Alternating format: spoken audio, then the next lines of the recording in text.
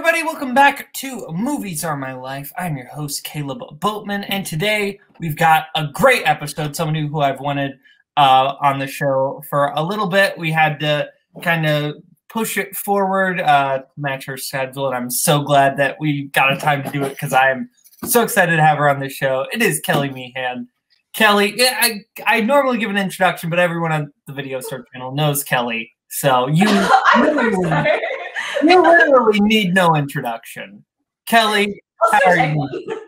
I'm doing good. Thank you very much for having me. Yes, long time coming. Had to wait till I was on school holidays just so we can devote the time. So I've been very much looking forward to this. Thank you for having me on.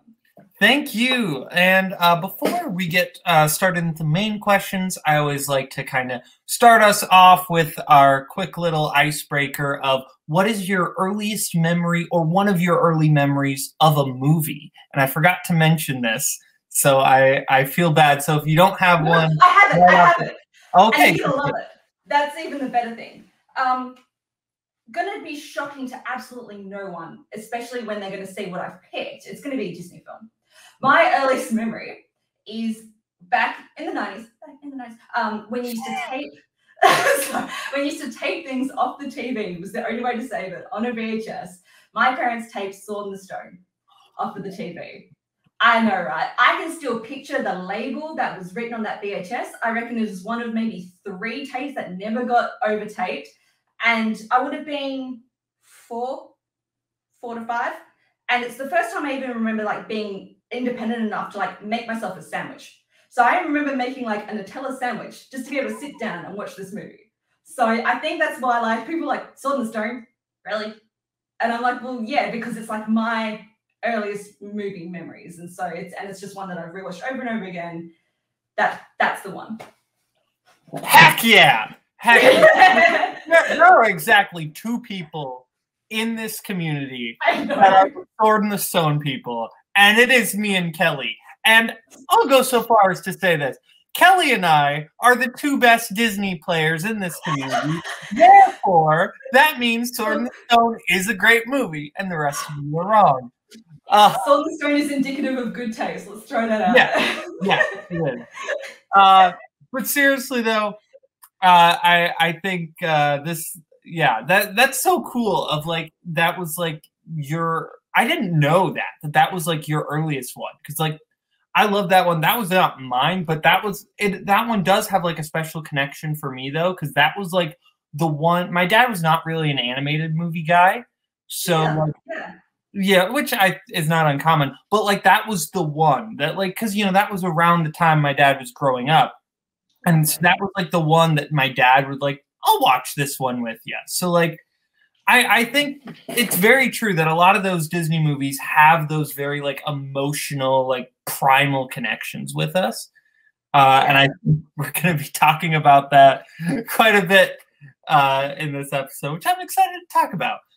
So without further ado, we'll get started with the first question, which is, Kelli, who is a movie character that you see yourself in? You can't get the full length of what I'm wearing, but I am wearing a full ball gown right now.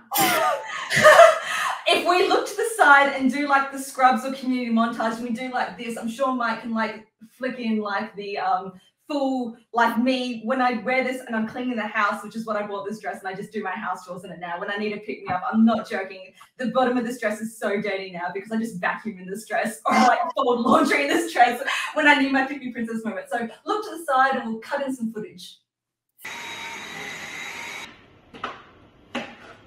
Back in the cupboard, we can now check. So that's what that was like. Yes. So Belle from Beauty and the Beast is the character that maybe I don't always see myself in, but the character that inspires me and has undoubtedly molded me the most. Because this is such a loaded question. It's like, how much do I hate or love myself this day that I want to answer this question? But Beauty and the Beast releasing in 91, something else being in 91. Coincidence? No. Fate. Destiny is as far as I would call it. It's really funny though, because obviously being born in 91 and then being released in 91, it's not like I would have gone to the theaters or such, but the VHS boom of the early 90s, this is definitely one like I remember seeing at the time I saw the Stone, like really, really young early memories. Having the toys from McDonald's about it. I definitely had Belle in the ball dress for a long time. I had Chip, and it's one of those ones on wheels where you pull it back and it like hits the motor and it zooms off. So I don't know how I got those if the movie released like earlier. Mum must have just bought them and kept them or something. But seeing a girl with brown hair and brown eyes that loved to read, it was everything, and it still is everything. When I rewatched it recently, I'm like, yeah, that's everything I could ever aspire to be, is someone who is caring yet very stubborn. And that's what I've always really loved about Belle, is that I reckon she's an Aries. Like, she brings out the stubbornness, the tenaciousness. I love the scene where her and Beast, she's run off into the woods and they come back to the castle and she's fixing up his paw. And they just have that back and forth. It's like, well, you shouldn't have run away. Well, you shouldn't have scared me. Well, you shouldn't have been in the West Wing. And then she just changes the subject. She's like, well, you should just control your temper. I'm like, yeah, I can see that.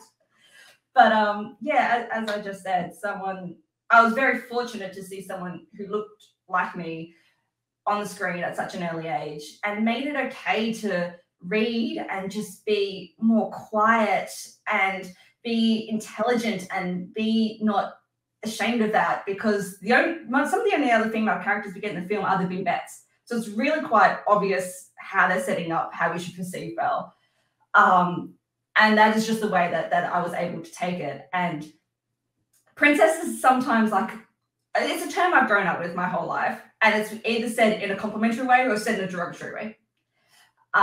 So I've always chosen to take it, no matter what, as a compliment, because I love this character, and if she's a princess, that is the type of princess that I want to be. And the same for a few of the other Disney princesses, but that's why I've always gravitated towards the Disney princesses, because I think they are, at most parts, a great example, or you can take something out of each one of them and take it as a core strength. And so Belle's love of reading, intelligence, and kindness is just what I take out of her. And that's some of the days when I need that, I'll throw the dress on. This is my second Belle dress, actually. For my 21st birthday, we ended up making a dress exactly the same. Like, we found the fabric, so it's got the cut just knee length because it was hot.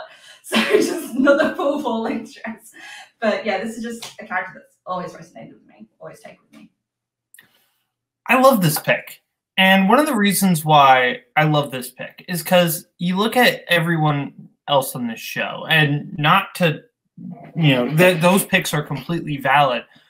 But what I love about this pick is that this is, I think, out of all of the characters, with the exception of Mike, because Mike has the self-confidence like nobody ever has.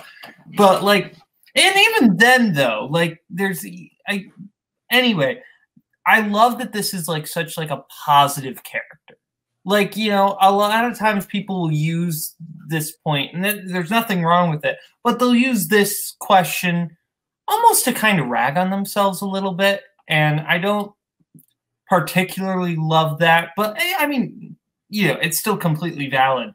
But I'm glad that you just picked such like, a character who is just such a positive, like very like heroic character who still does have flaws, and who still has the stubbornness and the things, but a character who is still like so just I feel like some people would be intimidated to pick this character, and I love that you.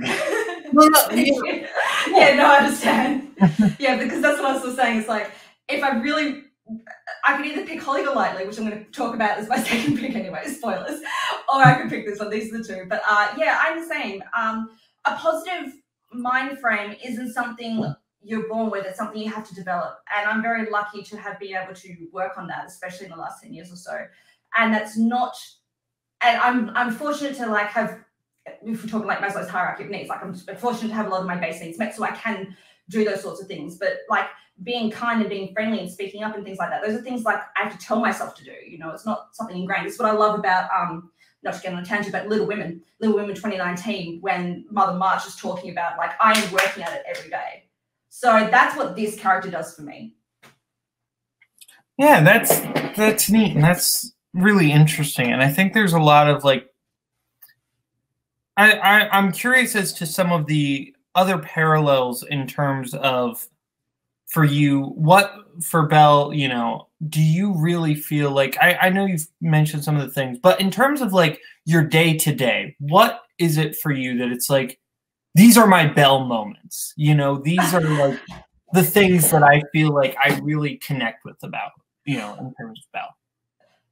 The fact that I work in a library, sort of a big one. The fact that one day one of my students came up to me and said, "Miss Mehan, why did you choose to be a librarian?" And I said, "Well, I've just always loved books and I want to be around books." And she just out of nowhere goes, "Yeah, you're kind of like Belle."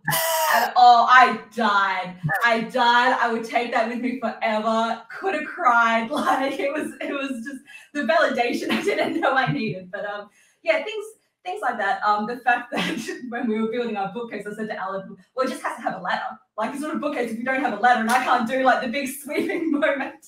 Because I was watching this the other day and he came in and I'm like, "Can you do the bookseller scene with me? Because he will do all that part. Let me do all the Belle moment." If we're driving in the car, we hear Belle, like he would do that verbatim, and I get to do the, "Well, thank you very much," and all that sort of stuff. So love of books is one thing. Courage to go after what you want, to be kind. I don't know, that's a Cinderella quote. I take that one too, and they kind of overlap a little bit. But courage to be kind, courage to speak up and go after what you want. And I love the Belle Reprise where she's like, "I want to venture in the Great White somewhere." And I always take that line to be like, for me, it's not so much just travel or being a place. It's having the freedoms and the ability to choose what you want to do with your life. And I think that's really important. And that's what I take away from the character as well.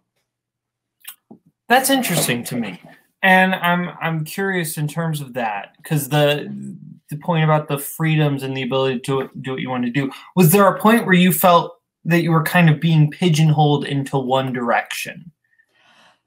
Not pigeonholed from outside forces, from my inside forces, you know, where like not having direction in life, I think is really hard because everyone always has big dreams and goals. It's really easy to compare yourself to other people. And if you're one of those people who's like, "Well, I don't know what to do with my life," or "I'm not able to find joy or pursue things or have a set interest, that this is my personality and this is my life," if you don't find that at an early age, it's easy to meander and maybe not know where you're going. So things like Belle, she knows what she wants to do. So like that's like, I've got to find my purpose and what I want to do and things like that. So not pigeonholed from anything external. Like I did grow up in a small town, but I was very fortunate and had means. We moved overseas. I've been able to live overseas for a long time. And I think that really helped me grow and develop. And then I've been able to come back and be my own person in Australia. So maybe that in that sense. Mm-hmm. We will move on to question number 2, which is, what is a movie that reminds you of a personal experience? Yeah, this one took me a second because it was my fault for the way I approached the question. Because I very much took this as like, I need to pinpoint one exact moment. This is the moment. And when I reread the question, I'm like, oh, no, this makes a lot of sense. I'm going to pick Breakfast at Tiffany's because this is a movie I saw at 16 and really gave me my love for classic movies. It really made me fall in love with the character so much. Like I had Audrey Hepburn on my wall for a good 10 years or so when I lived in Bali. Just like beautiful big picture. I've dressed as her for like costume things. I knew I would have only just given away my costume like last year. Otherwise I could have done that. I would have done a quick costume change. But the character of Holly Golightly really hit me at a point in time where very much as a character herself, like I was trying to find my way.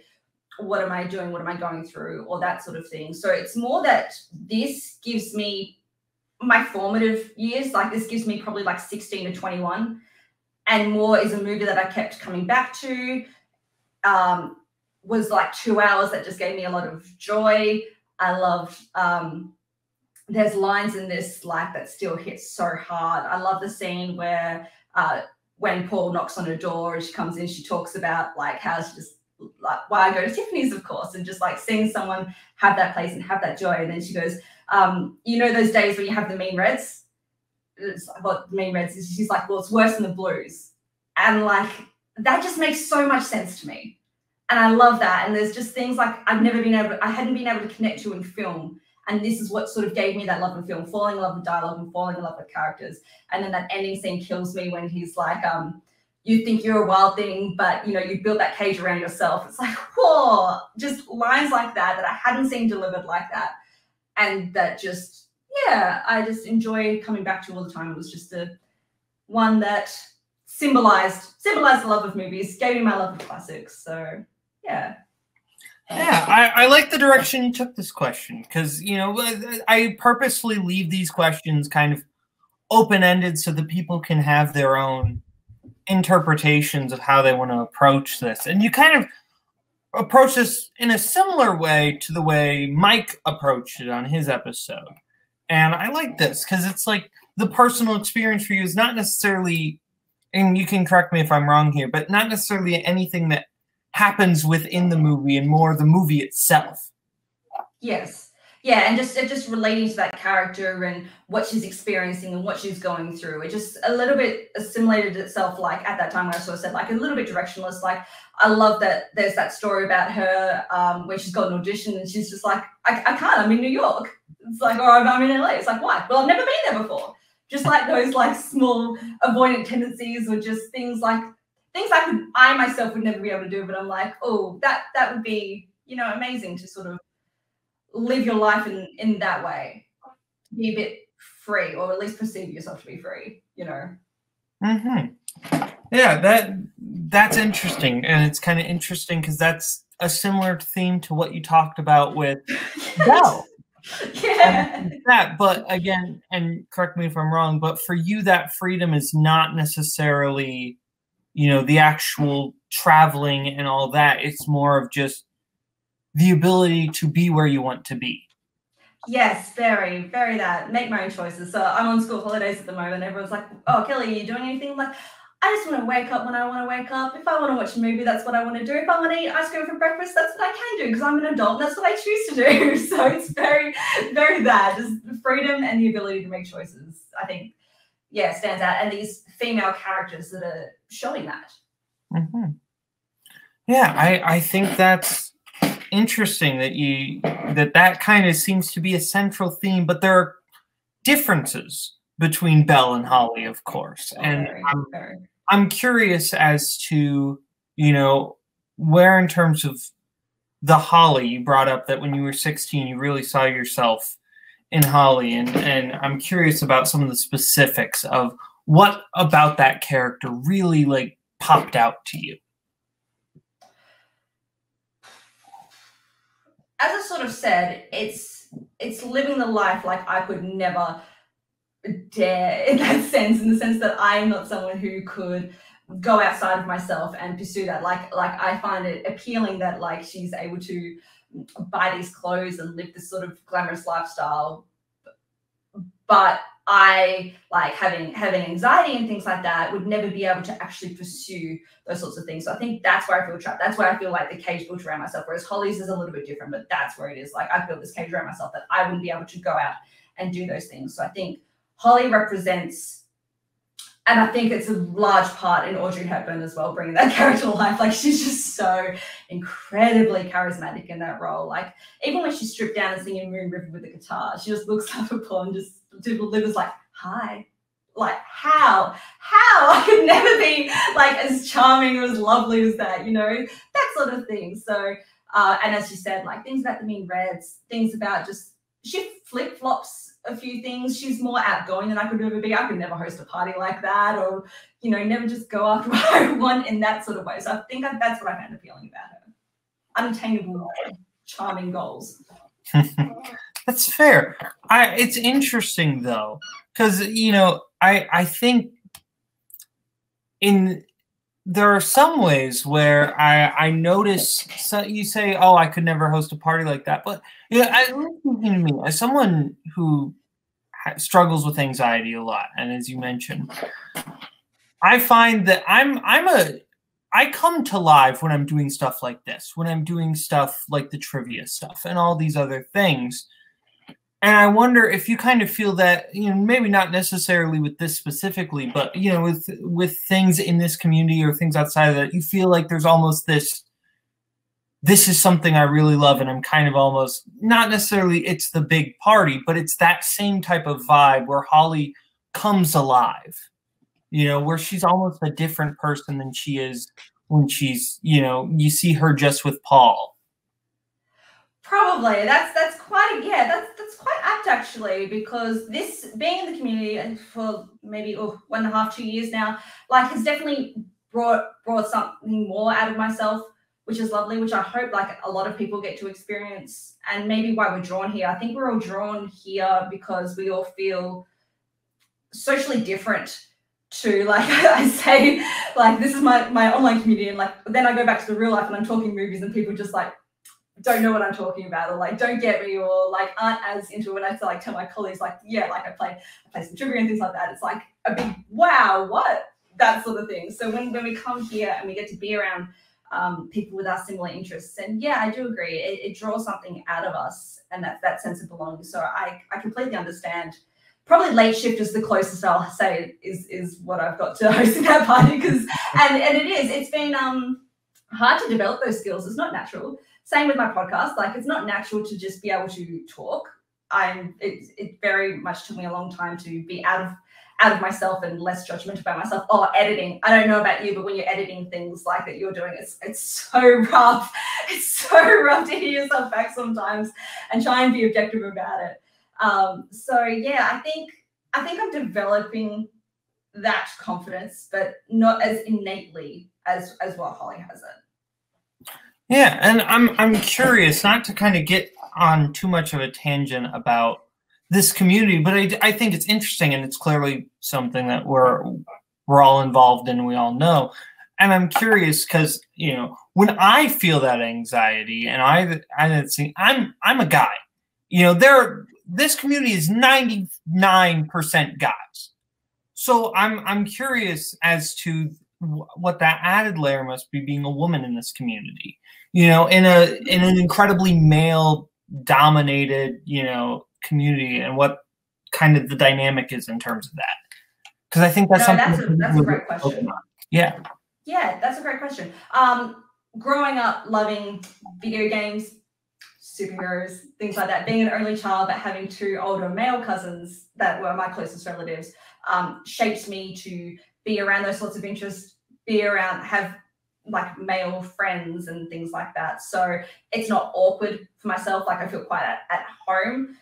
And the community has been nothing but lovely to me. So I've never felt awkward or any negative connotations whatsoever. So it is, yeah, it's different. Like when we talk about like favorite movies and things like that, mine will always be like a little bit different. Like maybe I didn't grow up with a lot of the action movies or loving Tarantino until much later in life, which tends to be stereotypically, I will say, more male-dominated movies. Mine would be Clueless and things like that. But it's been nice. I've never felt different for being a woman, which is really lovely. So I've just felt accepted for who I am and bringing my point of view and being celebrated for my point of view. And then I had the International Women's Day panel. Like that was something really important to me, because just being able to keep giving that voice and bringing more women in, because I want to see more women in the community and talking about film and things like that, because then we get these types of stories with like the female characters that sort of speak to us. Yeah, I do just want to say I love that you did that, and I love that you brought in people from like the Disney League and you brought them over, because we simply do not have enough women in this community. And I don't know if there, I feel like there's some level of, this is such a male dominated community where I can see that being intimidating potentially. So I was really happy that you did that. So just to go off on my quick tangent. I'll take it.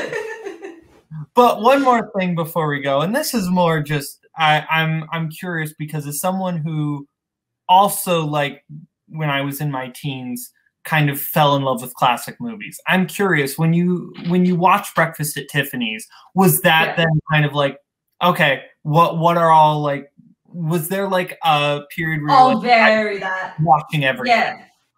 So this is when like we could still go to the video store and like rent things. This was very at that time still. So I remember renting Casablanca, Singing in the Rain. Great Gatsby, because that's that's my favorite book, or one of my favorite books. So like, don't love the Francis Ford Coppola version, but that's okay.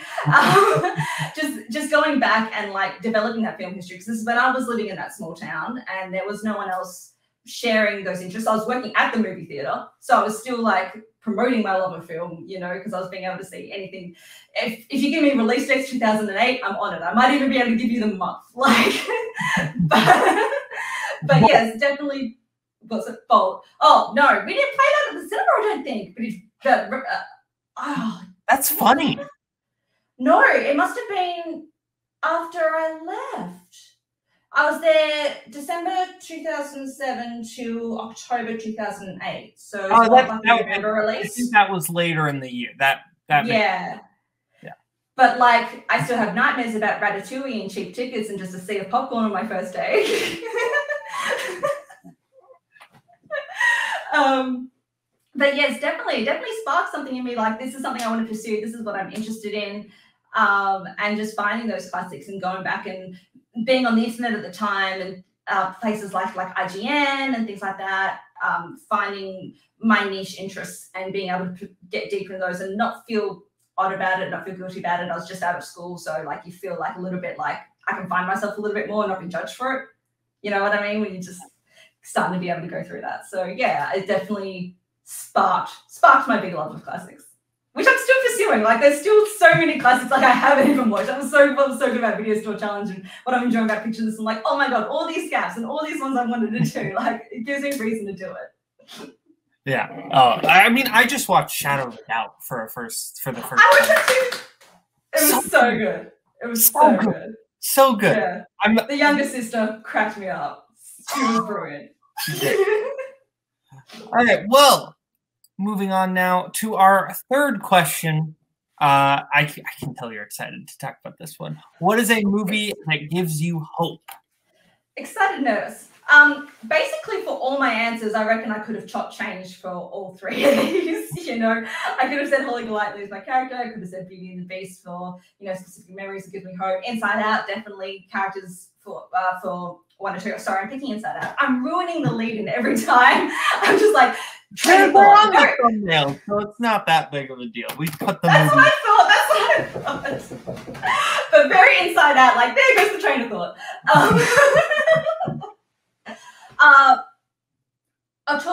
I'll hit on why I could have slugged this in either way. I could have put sadness as like one of the characters I relate to, and I could have put seeing this movie as a moment in my life, because I was very lucky. In Indonesia, we got the release later than the US, so like all the reviews had already been out, it had already been released and things like that. So I was like waiting for this movie to drop. It finally dropped. I went to our 16-seat theater, and it was just me and my partner at the time. And like, you couldn't tell me that this wasn't screened exclusively for me. And I feel very fortunate at times. Like, it happened when I was working in the movie theater, like when Iron Man dropped, I got to just screen it just for me, like actually literally, because like I missed the release day because overseas and came back early in the morning, just being able to run it. Sorry, that's me pulling down the lights. We always show the projector when we used to do that, feeding the film and then pulling the shutter down. Yeah, you couldn't tell me that this movie wasn't like made and screened specifically for me. There's never been any movie that I feel has reached through that giant screen and just touched me straight away. It gives me hope because being able to teach people or just give people the tools to be able to look at their emotions, name their emotions, deal with emotions, I think is just so important. And we're really seeing that more and more as a global society, how important mental health is. And this is why I'll just always champion this as just the most important Pixar film. It just touched something in me that I didn't know I needed or still like wasn't completely right. Like, there's things, if you've gone through certain issues, that if you look at this film, you'd be like, oh wow, like, yes, that's me. Like, I can relate to this movie on such a deep level, whereas like I've shown this to people and they're like, yeah, it's fine, like it's a solid 3.5. I'm like, no, like this is my experience. Like, you don't understand. This is what I've lived through. And just as someone who enjoys psychology very much, seeing things like these facts and opinions all look the same, things like that, going into the subconscious, as I said, train of thought, even things like abstract thought. I just love that these are subjects that are being broached, and they're being broached in animation. This is why, again, I'll champion not just this film, but animation as a genre in general, because it's just being able to give you experiences. It's being able to give you different storytelling that you just can't do in live action, and it just gives you that roundabout ways of getting a message through that is just so important. And I'm clocking everything on my first time watch through. Like the fact that the mum has sadness is the one that's driving her thoughts, and she's well adjusted and normal. That was amazing to me. And then I looked at the dad, and he's got anger driving his like emotions. It was just insane. And from the moment Michael Giacchino and the theme for joy at the start of that film just touched something in me. As I sort of said, like it could have just been like a thread sent from this screen straight to my heart. Like that's what it is. And as someone who's gone through anxiety and depression, is still like, that's just going to be a part of who I am. The fact that it's okay to not have joy at the center of your life. It's okay to be angry at joy, because that's something I didn't know. I didn't have I was expressing that sometimes I was like envious or jealous of people that have joy all the time, have joy at their forefront. That's okay that can be overbearing. And there's that line in the film. It's sadness lets mum and dad know that like I'm in danger, or like that I need help. And that's such a simple statement, but it's one that needs to be said, and it's one that like I just didn't know I needed to hear, that it touched something in like 25-year-old Kelli just sitting in that theater, and it just gave me healing. You know, that's okay, that was my experience, because Riley's an 11-year-old only child, very close to parents, and just to see that world crumbling. And I will love Pete Docter forever for this, that he just saw his real life experience and be like, I'm going to translate that. This is a story that needs to be told. I think it's just phenomenal. And working in schools and seeing things like zones of regulation be taught, and using these characters that we're trying to now teach kids, and at least give them the toolkit to be able to be like, well, I'm in the green zone and I'm feeling joy today, or I'm in the blue zone and I'm feeling sad, or I'm red, I'm feeling a bit angry, I'm yellow, I'm fear, I'm nervous. I'm just like, if I was 5 and going through the things that I was going through and feeling nervous and feeling scared, it would benefit me to have those tools to be able to pinpoint something. And it's just, as a population-wide strategy, I'm hoping it's going to do some good, and we're going to see some positive effects from it and from this film, because giving kids words and the ability to be able to talk about things and reduce that stigma of having emotions, or having what we perceive as negative emotions, is just at least a good step. It's maybe not an equitable step, but it's an equal step, that at least all the kids are going to be able to get some sort of as I said, toolkit is just so important. So Inside Out is just one. I was gobsmacked, bro. I was gobsmacked. This was not like nominated for Best Picture, because this, to me, I picked Beauty and the Beast, and that got the Best Picture nom. I'm like, this is just such an important film for what it's saying. Like, it really, and even on top of that, I'm pretty sure it won for Best Original Screenplay.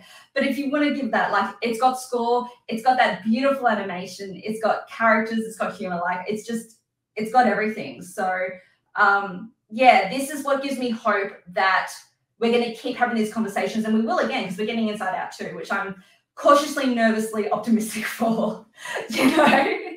But yeah, I think this only brings goodness, this movie. So yeah. Yeah, I love this pick, and I love this pick partially because it feels twofold, right? Where the movie itself gives you hope, but also the existence of the movie and kind of what it does outside as a society gives you hope. Would you say that's accurate? Extremely so. Yeah. So I find that very interesting. And, you know, as someone who works in a school, you know, I think it's interesting to hear you talk about that and say, you know, you're seeing, you know, the next generation and how this movie is kind of potentially starting to change things for the better, would you say? Extremely so, because yeah, we have printouts around the school with these characters on it. and like being used as symbols and things like that. And I think that's just amazing that you're giving visualization to something that I'm feeling. It's just fantastic. I'm curious because, you know, sometimes when we come upon a movie or a movie comes out and we see it and it's like, why didn't I get to see this when I was younger? Was that your opinion upon seeing Inside Out, or was it more, no, this is the exact right time, exact right place? I think it's that. I think, again, that's to do with the global perception and how we're developing and viewing mental health and psychology and things like that. I think it can't come out any earlier. I think it's really good timing in mid-2015 for this to come out, because I think those concepts either don't hit as hard or aren't as universally lauded if it comes out, say, in the 90s or things like that. So it's just unfortunate that maybe I was just born in a different thing. Like, it would have been nice, but it probably has progressed the way it's needed to progress. Again, fate, destiny, however you put it. That's fair. But would you say, for you personally, as opposed to kind of the wide range of the world, you personally would, if you could, you know, time travel the movie back and only show it, you know, to young Kelli, would you, or would you say, no, the way I watched it is the way I'm glad it happened? Oh, now we're talking like alternate universe sort of thing. It's like, if I had to watch this movie, would I become more well-adjusted? Who knows? Like, that's the question. It just would have been nice to have seen things like fear, and like, I love how they really explain at the start of the film what each emotion is for and why. Just seeing that, or just even just that conversation about emotions in general, just might have ticked something off maybe along the way. Maybe in like the same age that Riley is, you know, by the time I hit like 10, 11 or something, that could have like harkened back in the same way like I love Belle. That could have been something like I could have maybe carried into later years and taken those things from. So I don't know, it's hard to say, but I'm glad. I think I saw it at a good moment in my life as well. So like, at least then I have some perspective about like, oh wow, like this is, I've gone through that, I see that, you know, I've had exactly the same experience as Riley, you know, like she grabs money and runs. Like I can understand what she's going through, and just, oh, seeing the world crumble, just, yeah, I haven't seen it overly much. Like, I reckon I've watched it maybe 4 times, because it's also a little bit draining, you know what I mean? Mm-hmm. And sometimes we have those movies that just like hit a bit too hard, that we just, and even if we love a movie, it doesn't mean we have to have watched it to death. You know, we can just know that that's just something that we're going to take and be a part of us now. So yeah. Yeah, no, I think that's completely right. That there are some movies where we need that distance from, and we love them, but we need that kind of, you know, especially those ones that just kind of hit right for us, you know, and kind of just feel that connectedness to. There's almost yeah. Sorry, what did you say? So personal.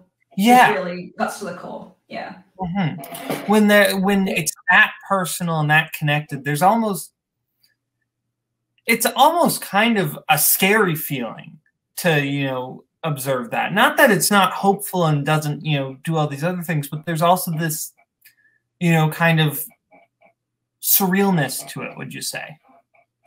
And I think that's what I felt like in the theater, and especially as I sort of said that moment where like Riley's upset and they tinge that moment with like happy and sadness, and just like, it's okay. I think it's probably just the first time someone told me like, it's okay to be sad. It's okay to not have to think that sadness is a bad emotion, or that there's something wrong with me or something broken with me just because I feel sad a lot. Like, and I think that's the thing as well. Like, when you go through that, you're not sad all the time. Like, you can find moments of joy, but it is sort of like that tinge, it's that mixed emotion. So building those core memories and just feeling validated that it's okay that people are different. Yeah, really, really hit something in me. That's interesting, and I think that's very mature, because that's not even the way something I even really thought about. Though that's the thing, is because, you know, I think of the movie from more solely Riley perspective, but that idea of the other people, and when other people are more joyful, that doesn't mean there's anything wrong with you.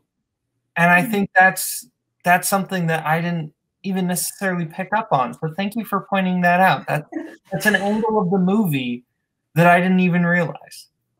And that's why when I show this to people, I'm like, I know that you're not maybe going to see exactly what I see. I think a lot of people see Bing Bong and they've had an imaginary friend and they think that's the emotional core of the movie. But as I said, that ending scene with Riley and her family, that's the emotional core of the movie to me. Because that's my true life experience right there. So, and I get that's not always going to hit or not always going to be the viewpoint. And that's what I love about this film. There's just different ways to take it, different ways to interpret it. And it's just going to be personal, and what emotions drive you is what you're maybe going to see out of it as well. Absolutely. Well, Kelli, thank you so much. This was a great episode. I feel like we got some really like new insights, especially towards the end there, that I really appreciated. Before we go, is there anything else you want to add? Thanks. I don't do well on the spot. This is this is the introvert that's coming out again. Thank you very much. I've loved the show. I love seeing people come on and give their perspectives. You're just an amazing host. You're the Frasier Crane of our community is the way I think about it. Thanks for listening. Amazing. Thank you for watching Video Store content. Make sure you follow us. Make sure you follow our Facebook page. Give us a like, follow our clips, things like that. I've got my podcast doing Disney, which Brody has been a part of as well. So just thanks everyone. I guess I just want to touch on again, like what you were saying before, like just how joyous it is to be part of a community that's like lifting people up. Like it's really lovely. It's really lovely. Yeah. Well, thank you so much, Kelli. This was a fantastic episode. Thank you to everyone for watching. Be sure to keep watching Video Store content, and I will see you next time. See you later.